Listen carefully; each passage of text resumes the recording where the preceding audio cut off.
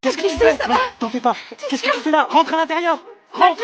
Qu'est-ce qu'il te prend? Matt, t'as touché quelque chose? Non, ça a duré moins d'une minute. Une seconde, c'est tout le temps qu'il faut. Je suis désolée. Mais qu'est-ce qui t'a pris de risquer ta vie pour un garçon que tu ne connais même pas? Tu le connais en fait, c'est ça?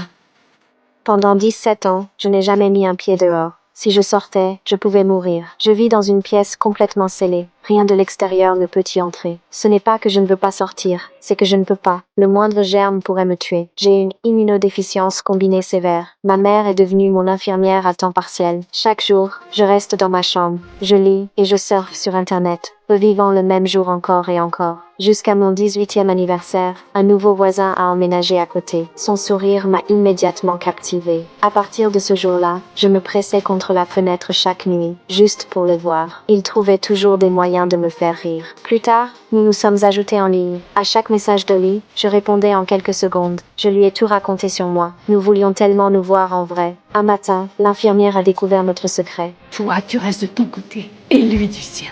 Il est là. Qui est là? Oli.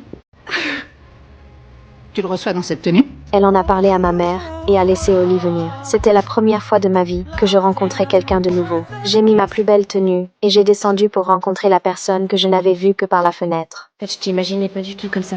Moi, un beau gosse, c'est ça? Princesse Madeleine dans son château de cristal. Je suis pas une princesse.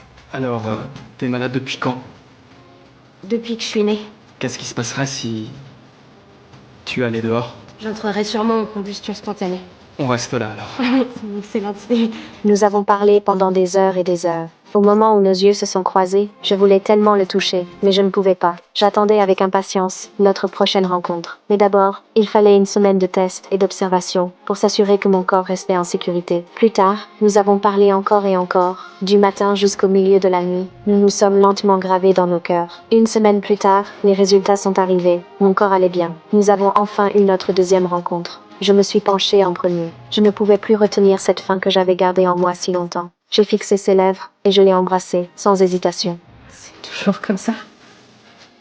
C'est jamais comme ça. Dès qu'il est rentré chez lui, il m'a demandé si ça allait. Je n'avais aucun symptôme. Un matin, je l'ai vu par la fenêtre, en train de se battre avec quelqu'un. En une fraction de seconde, son nom était la seule chose dans ma tête. Je ne pensais plus aux germes. Je me suis précipitée dehors, paniquée.